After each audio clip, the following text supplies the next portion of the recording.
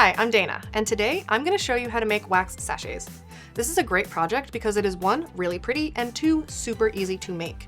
Wax sachets are great for adding fragrance to smaller spaces like closets, drawers, or bathrooms, all while doubling as unique decorative pieces. You can easily customize them to fit any space or decor. Here's a basic list of what you'll need. Wax. I'll be using our Cocosol soy pillar wax today, but you can use whichever kind of wax you like soy, paraffin, or even beeswax. Just make sure it's good for pillars. Silicone molds. These are the ones I'll be using today, but you can find a great variety in craft stores or online. Fragrance oil or essential oil. Today I'll be using the white birch fragrance oil. Embeds. I really like using dried botanicals here, but you could also make some embeds out of wax.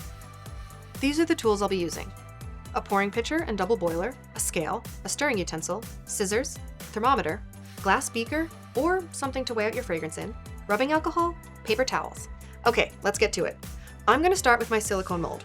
You can use any shape or style you like, and there are usually good options available online or at craft stores, but you'll just want to make sure the one you use comes with a hole to put the string through, because that's the easiest. I'm just going to make sure it's clean by wiping it with some rubbing alcohol. Now I'm going to melt my wax. I'm using Cocosol here, but you can use a bunch of different waxes like soy, paraffin, or beeswax. Just make sure it's good for pillars. One quick note. When making candles or wax melts, you always want to measure your materials by weight and not volume, and the same will be true for these. I'm going to be melting 1 pound of wax, but the amount of wax your mold can hold will vary.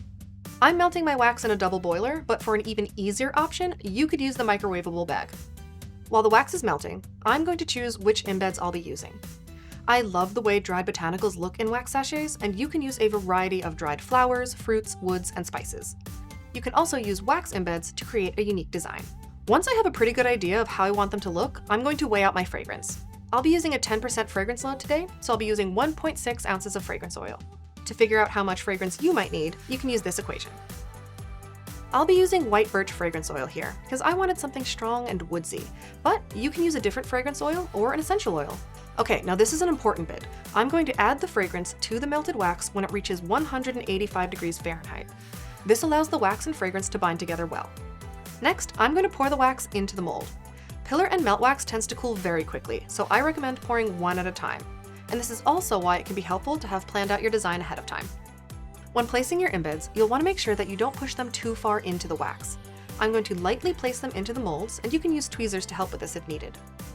Now we wait.